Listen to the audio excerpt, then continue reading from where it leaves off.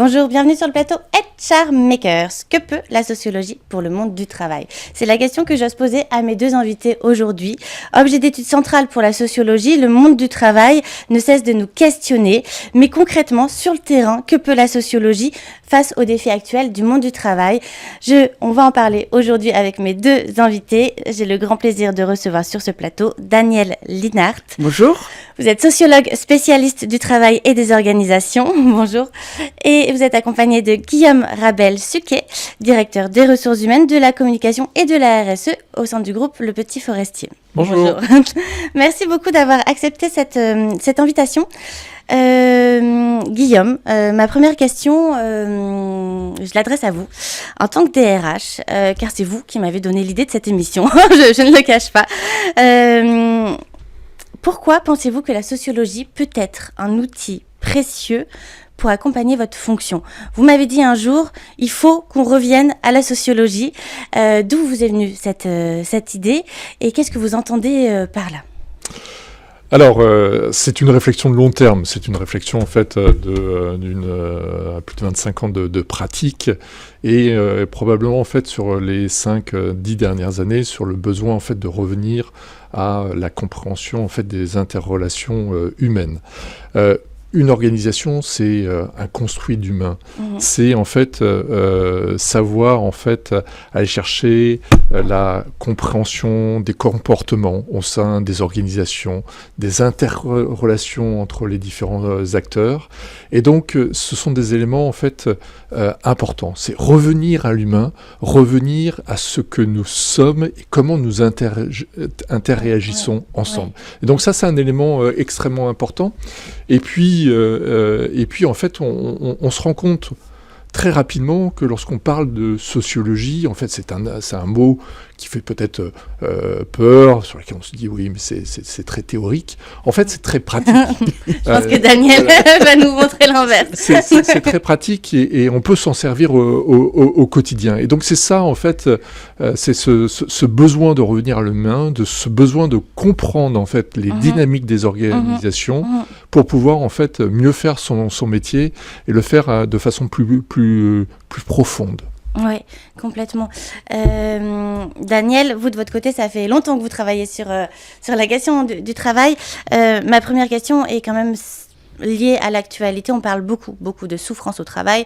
Les taux de burn-out, on nous dit qu'ils n'ont jamais été aussi élevés. Je voulais avoir un petit peu votre diagnostic sur la situation en un premier temps. Qu'est-ce qui se passe? Est-ce que déjà c'est vrai? Et aussi pourquoi est-ce qu'on est dans cette situation? Oui, alors malheureusement, c'est vrai, il y a beaucoup de références médiatiques à de nombreux burn-out, de nombreux suicides. Il faut se rappeler le procès de France Télécom, où les dirigeants ont été condamnés pour harcèlement moral institutionnel à la suite d'une série importante de suicides. Malheureusement, il y a même des addictions nombreuses aux substances psychoactives pour tenir au travail. Oui. Donc effectivement, mal-être, risques psychosociaux, souffrance au travail sont des mots qui reviennent et qui hantent un peu notre monde du travail. À quoi est-il dû? Alors, peut-être aussi en réponse à votre introduction, et c'est pas par esprit de contradiction, mais comme pour engager le débat, les sociologues sont pas spécialistes de l'humain. Oui. Non, oui, ce sont les psychologues, je dirais, qui le sont. Nous sommes spécialistes du social. C'est très différent, c'est-à-dire l'interaction notamment entre des rôles sociaux différents. Et nous, ce qui nous intéresse comme sociologues du travail, c'est le rôle professionnel. C'est comment les professionnels peuvent souffrir au travail, pas comment les humains peuvent souffrir au travail. Oui. Ce qui est primordial dans le monde du travail, c'est précisément cette dimension professionnelle. Et donc, ce sens du travail que vous évoquiez en aparté tout à l'heure est fondamental, mais pas en tant qu'humain, en tant que professionnel. Donc c'est la dimension que nous analysons et ce qui nous frappe, nous les sociologues, c'est que la modernisation managériale, à partir des années 80, s'est fondée sur une focalisation sur l'humain, au détriment de la professionnalité. Et les DRH sont nombreux à penser qu'il faut prendre en compte, prendre au sérieux la dimension humaine et non pas ce que nous pensons en tant que sociologues, respecter la professionnalité des salariés. C'est ce qui est fondamental, ce qui les définit, ce qui fait qu'ils sont dans le monde du travail pour cette raison. pour contribuer avec autrui à la satisfaction des besoins d'autrui. Donc, ils sont véritablement des membres de la société qui cherchent à contribuer à la pérennité de la société en donnant du temps, de l'énergie et en mobilisant leurs compétences pour avoir un rôle professionnel efficace. Ouais.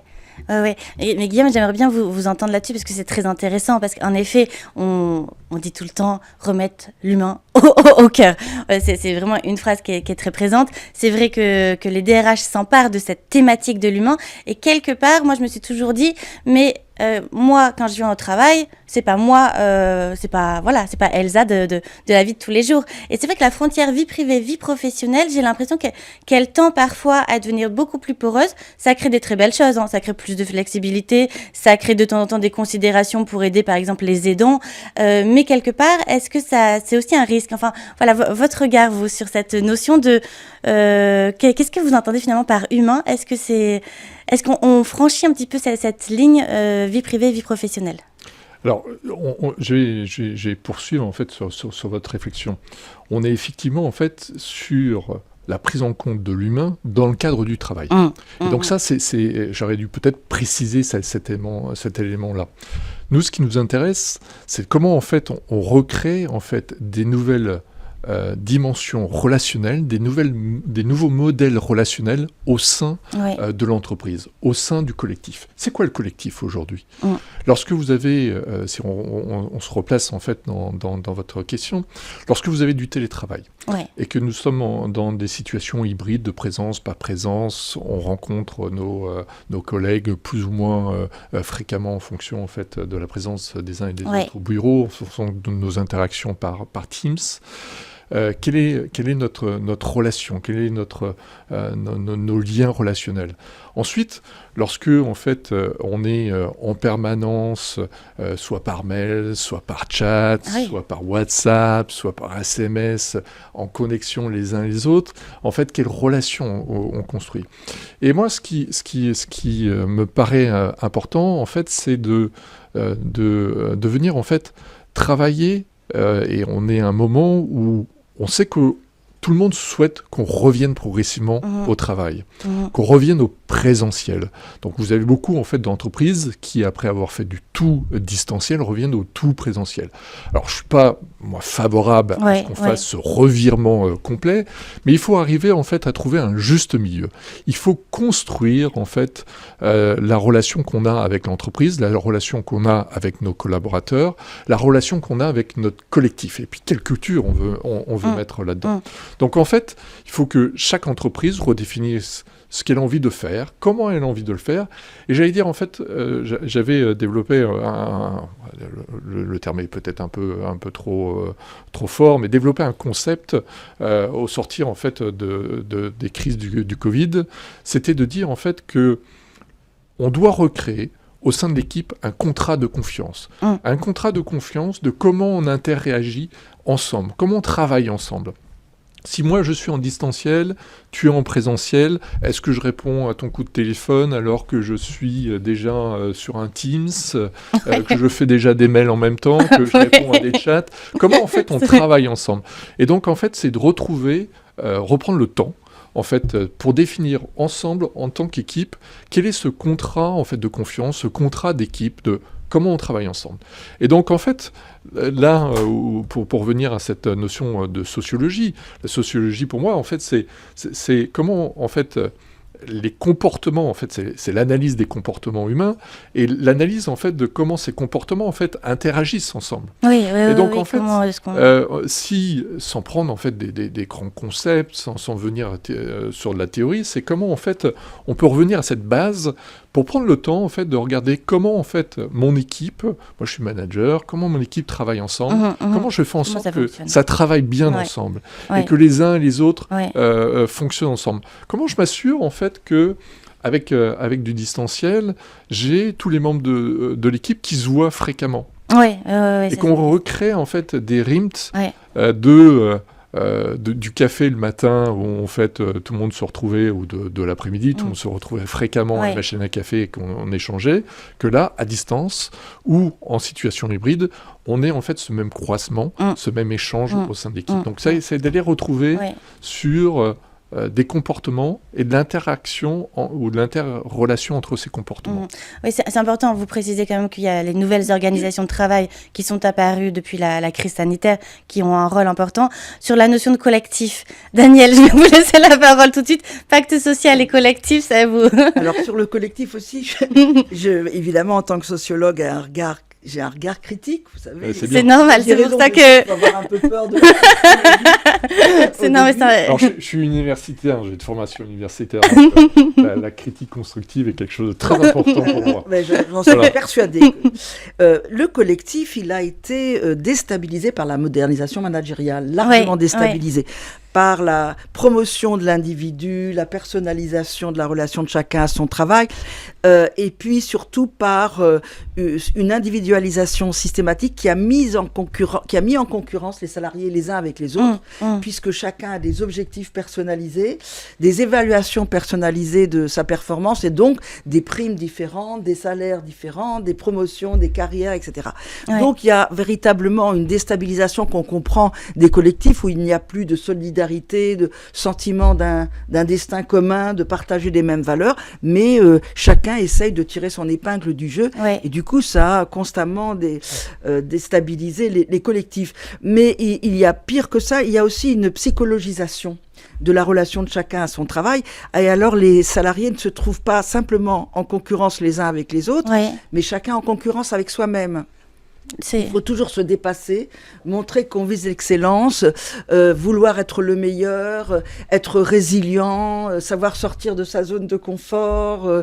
Maintenant, les recruteurs disent qu'on leur demande de trouver la bonne personne, c'est-à-dire la personne qui est aussi apte au bonheur. Donc on voit qu'il y a une sorte de hyper personnalisation, pour ne pas dire narcissisation, de la relation de chacun à son travail, qui fait que le collectif de travail, il est véritablement maintenant inexistant. Et ce qui ressort quand nous faisons, nous les sociologues, des interviews, c'est véritablement le sentiment que partagent les salariés de grande solitude, d'être tout seul. Ils ne peuvent pas que, quand vous parlez de cafés partagés, oui, il y a des cafés partagés, mais on ne parle pas travail.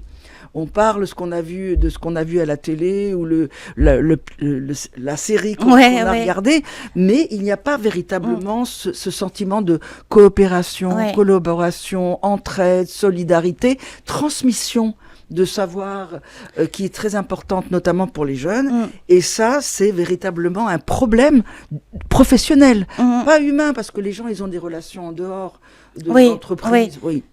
Mais là-dessus, en fait, sur la première partie de votre intervention, en fait, qu'on ait une certaine individualité, je pense que y a des aspirations d'être compris dans sa singularité, d'être compris en fait dans ce que chacun d'entre nous est. Et donc ça, en fait, c'est un élément en fait, je pense, d'importance et qui va se renforcer dans les années qui vont venir, parce que chacun demande en fait d'avoir une réponse individuelle à des situations individuelles. Et donc qu'il y ait une organisation qui prenne en compte ces éléments-là, que les directions des ressources humaines fassent de plus en plus attention à ces éléments-là, je pense que c'est un élément de fond, un mouvement de fond. Et c'est pas une mauvaise chose en soi, à mon sens. Là où je vais vous rejoindre complètement, c'est sur la partie en fait du collectif. Et je pense que parce que tous les DRH en parlent énormément de ce besoin de revenir au collectif.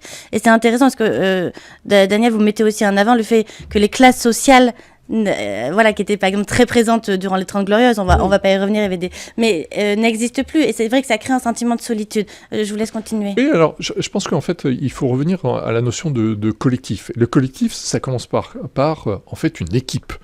Il faut reprendre ça au maillon le plus simple de l'organisation, de l'entreprise, c'est comment en fait cette équipe fonctionne ensemble, comment cette équipe en fait prend plaisir à travailler ensemble et développe en fait un sentiment en fait d'esprit collectif, d'ambition collective, de vie collective. Et donc ça, il faut qu'on revienne à ces éléments-là et il faut faire en sorte en fait de travailler sur ce maillon-là au sein des entreprises, au sein de l'ensemble des organisations. Parce que c'est là où on va aller chercher, vous parliez de performance en fait. Ouais, je pense que c'est là où on va aller chercher la performance. C'est là où on peut aller chercher en fait une meilleure performance. C'est pas forcément uniquement en fait c'est sur la performance individuelle. On peut travailler sur la performance individuelle avec le développement de chacun, faire en sorte que chacun se sente bien dans son travail et s'épanouisse dans son travail. Mais il y a aussi une dimension collective sur laquelle la performance peut aller se chercher à ce niveau-là. Alors, si je peux oui, allez-y. Je suis totalement d'accord avec vous dans la première partie de ce que vous exposiez, à savoir pourquoi ne pas dire effectivement c'est une bonne évolution que de prendre en considération la personne, son besoin de voir son engagement personnel reconnu, pris en compte, son besoin d'autonomie, de reconnaissance, de fierté de ce qu'il fait. Pourquoi ? C'est une très bonne chose, je suis d'accord avec vous. Mais le problème, c'est que dans la majeure partie des cas, cette sollicitation, presque on pourrait dire, de la subjectivité des salariés, d'ailleurs on parle de gestion émotionnelle, de management des affects, qui sollicite l'intuition, la réactivité, etc. Eh bien tout cela vient se fracasser contre une organisation du travail qui précisément ne donne pas ces marges de liberté. Parce que nous avons encore des logiques largement imprégnées du taylorisme dans l'organisation du travail, avec les procédures, les protocoles, les process, les reportings, les méthodologies, qui sont conçus par des experts à distance de la réalité du terrain et des métiers qu'ils encadrent et qui viennent s'imposer aux professionnels sans qu'ils soient sollicités pour les aménager ou les penser eux-mêmes. Donc on a une contradiction entre ce que vous disiez à juste titre qui peut être valable, c'est-à-dire saisir chacun dans ses capacités propres pour qu'il puisse contribuer de façon personnelle par son intelligence, sa réactivité au travail, mais encore faudrait-il lui laisser les marges de manœuvre nécessaires au sein de l'organisation du travail pour qu'il puisse les faire. Or là, on n'a vraiment que des contradictions, pour ne pas dire des paradoxes. Allez-y, montrez qui vous êtes, comme les cadres s'entendent dire. Mais comment montrer qui l'on est quand on doit appliquer des procédures et protocoles pensés par d'autres ? Donc ça ne va pas. Et de la même manière, comment faire des collectifs performants qui cherchent à partager des valeurs quand il y a cet esprit de concurrence, de compétition et de narcissisme qui est diffusé dans l'entreprise. Ouais. Ne désespérez pas, Guillaume. En fait, c'est en ça, pour moi, que la sociologie peut, en fait, nous accompagner dans l'entreprise pour aller rechercher, en fait, cette dimension, en fait, de compréhension des transformations, des changements dans l'entreprise. Et de faire en sorte que ces changements, ces transformations passent par, en fait, l'implication, en fait, des personnes qui ont à les mettre en œuvre. C'est en cela, en fait, que je pense que la sociologie peut nous apporter quelque chose, beaucoup de choses, à mon sens, et de remettre, en fait, à la fois de la compréhension, en fait, de la contribution que chacun peut amener dans le projet collectif, d'aller chercher, en fait, de l'autonomie, en fait, et de négocier cette autonomie, en fait, dans cette nouvelle organisation, dans ces changements, et puis, en fait, de venir, en fait, expliquer de comment, en fait, l'organisation fonctionnait réellement avant, parce qu'on sait que on met en place un schéma organisationnel, le collectif s'approprie ce changement, les individus s'approprient le changement, et puis je pourrais m'y mettre moi aussi en tant qu'individu, et on va, chacun d'entre nous, en fait, faire en fait une appropriation qui va aller chercher, en fait, une adaptation par rapport à la situation, pour venir en fait gérer nos contraintes, trouver des solutions. Et donc en fait c'est dans cette adaptation qu'il faut trouver en fait une certaine autonomie qu'on donne à l'individu.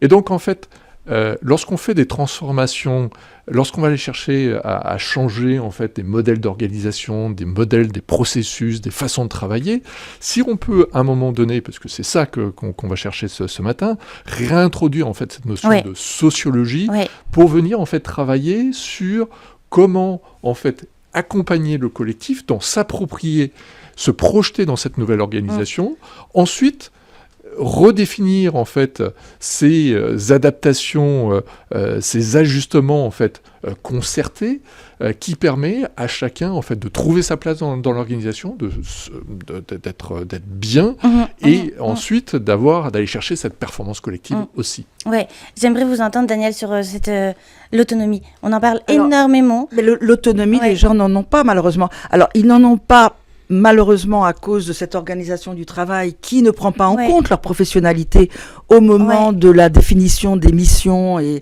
des moyens pour les mener. Et puis aussi, il y a un autre facteur qui est extrêmement délétère pour les salariés, c'est la pratique du changement permanent, perpétuelle. Et cette pratique, elle est largement développée dans une grande partie des entreprises et elle contribue à mettre en obsolescence l'expérience et les savoirs constitués par les salariés, puisque tout change tout le temps. Et voilà, ils sont obligés en permanence d'essayer de reconquérir une maîtrise cognitive de leur nouvel environnement de travail et du nouveau contenu de leur travail. Donc ce sont des efforts qui contribuent beaucoup au burn-out, parce qu'il faut encore essayer de comprendre qui sont les interlocuteurs, comment fonctionne le nouveau logiciel, comment a été recomposé le métier, comment ont été fusionnés les départements, etc. Et sans arrêt, tout en sachant que ça va rechanger dans 2-3 ans. Un des problèmes manifestes de la pratique du changement permanent, c'est qu'il n'est pas prévu de moment de bilan collectif à la suite de chaque innovation, de chaque changement. On passe d'un changement à l'autre. Et du coup, les salariés perdent tous leurs repères, ils sont déboussolés et ils sont ravalés à quoi ? Ces bons professionnels sont ravalés au rang d'apprentis à vie. Ils ne connaissent pas. Et du coup, ils deviennent très malléables du point de vue de la hiérarchie. Mais oui, c'est une espèce de mise à nu, de mise en difficulté permanente des salariés qui leur pose problème et qui contribue beaucoup à la souffrance au travail. C'est le phénomène notamment de France Télécom. Oui, ça c'est vrai, ça c'est vrai. Par contre, Guillaume peut vous rétorquer qu'on n'a plus le choix, les transformations sont permanentes. Encore faut-il faire des bilans à la suite. C'est ça, alors de se réunir collectivement pour le coup, pour dire qu'est-ce qui a changé, qu'est-ce qui s'est amélioré, qu'est-ce qui s'est peut-être dégradé, comment peut-on trouver des solutions. Ça serait un moyen de faire revivre les collectifs, justement, mais pour tirer des bilans communs avant de passer à une énième transformation, un énième changement. Alors, en fait, il faut revenir effectivement en fait, à l'environnement des entreprises aujourd'hui. Je vais enfoncer des portes ouvertes, mais cet environnement est un environnement qui s'accélère. Avec des transformations, je dirais, exogènes qui viennent impacter en fait l'organisation, avec des transformations endogènes que nous devons faire. Et donc, en fait, on a en fait l'entreprise qui est effectivement sous transformation permanente. Et moi, je parle de polytransformation. En fait, parce que lorsque j'ai commencé ma carrière, on avait un projet de transformation par an. Aujourd'hui, on a plusieurs projets de transformation en même temps. Et donc, c'est là la difficulté, en fait, qu'on peut avoir dans les entreprises, c'est que savoir gérer, en fait, ces multiples transformations en même temps. Et c'est pour ça que, et on revient au début, en fait, de notre discussion, c'est pour ça que je me dis, moi, lorsque je regarde, en fait, ces polytransformations, cette accélération, en fait, des changements dans l'entreprise, comment on peut réintroduire, en fait, ces moments d'échange, ces moments, en fait, où on prend le temps, en fait, d'expliquer, on prend le temps, en fait, de redéfinir, en fait, des méthodes de fonctionnement communs, des articulations de comportements humains, et de pouvoir, en fait, redéfinir quelles sont les interfaces avec les uns, avec les autres, comment on peut travailler ensemble, comment on peut adapter nos comportements, comment on peut adapter nos pratiques pour, en fait, mieux vivre ces changements, mieux vivre cette réalité quotidienne, et qui fait que on progresse avec l'entreprise. Parce que, en fait, ce que nous essayons, nous, en tant que DRH, c'est que ce collectif, on veut le développer, on veut l'embarquer. Y être attaché. Et bien entendu, on y est attaché. On ne peut être qu'attaché, en fait, à des gens qui contribuent, en fait, à la fois au succès de l'entreprise, qui contribue au succès de nos produits ou de nos services. Donc, il faut embarquer tout le monde. Et ça, c'est un élément extrêmement important.